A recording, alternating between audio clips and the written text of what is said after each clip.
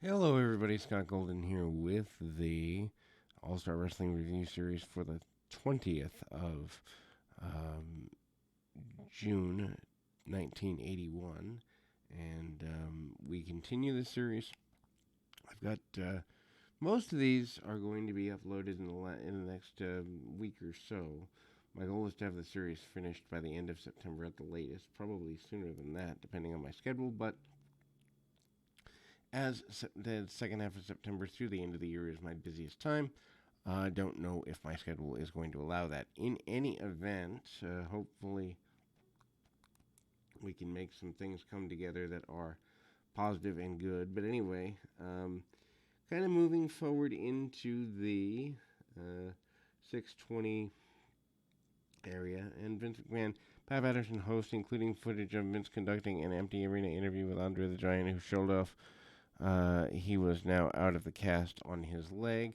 Andre promises to get revenge on Killer Khan, and off we go into the wild blue yonder in what ends up being some matches that weren't exactly great. Of course, he's walking along, and they re-show the footage of Andre getting jumped several weeks, actually a couple of months prior, which we've already covered on this particular I guess, podcast, whatever you want to call it, at this particular juncture.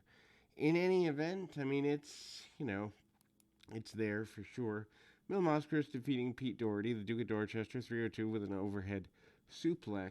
Mascaras obviously has been a major star and doing the black and silver mask. Doherty is a Massachusetts native, obviously, with the Duke of Dorchester thing, and the does a bunch of enhancement work through the end of 1995. Hard shots by Mascaras and Irish whips, and his common, cross body spot and other such things. Very basic maneuvers, but at the same time, uh, ultimately kind of a modified takedown. Doesn't get everything he wants, but gets enough. And we begin to see, some roll throughs and the suplex, as mentioned, as the finish. But a short 3-minute match for Mil Mascaras leading where he wants to go. The next in the series of contests here, including Pedro Morales against Frank Savage, submission 451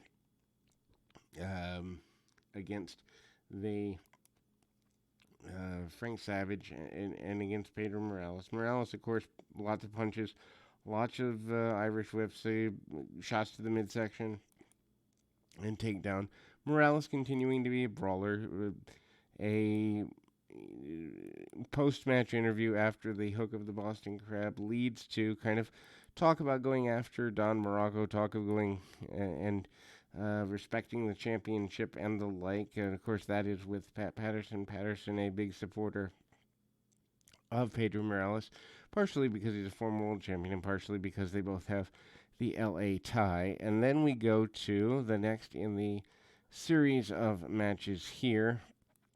And of course, Lou Albano is also an interviewed guy, kind of putting forward the wonder that is the Moondogs. Albano, a little bit less, I wouldn't say less important, but less influential maybe, over the next little while, as Albano coming forward with Angelo Mosca, defeating Steve King, submission 242 with the backbreaker over the knee. Mosca kind of winding down here a little bit, kind of gone by the end of the year, or almost anyway. And we see lots of punch kicks in the backbreaker and the over the head backbreaker or over the knee. Gets the submission for Mosca. Mosca had been brought in, I think, primarily. It would be best to say that he'd been brought in primarily to fight the nature of guys like a Pedro Morales, and while he's not completely out of things by now, certainly a little less than is there. Tag team champions Moondogs with Captain Lou Albano defeating Kurt Hennig and Jack Carson when Spot pins Carson with an elbow drop from the middle turnbuckle. Carson is later crossed Rex's knee for the maneuver. And yes, that Kurt Hennig, aka Mr. Perfect, is the enhancement talent for the day. Of course, seeing him here in 1981, he had a match with Eddie Gilbert on, I believe it was a Madison Square Garden house show around this time. I remember seeing it and it being very good. Hennig, of course, just breaking into the sport probably a few months earlier. He broke in 80 and is here in 81. You know, Carson taking the majority of punishment, although Hennig does get his bit too. Not exactly a lot to do other than selling for Hennig and Carson, as the modified Doomsday device leads to a win for the Moondogs, of course, your tag team champions. Body slams and such by the Moondogs lead them to successful victories.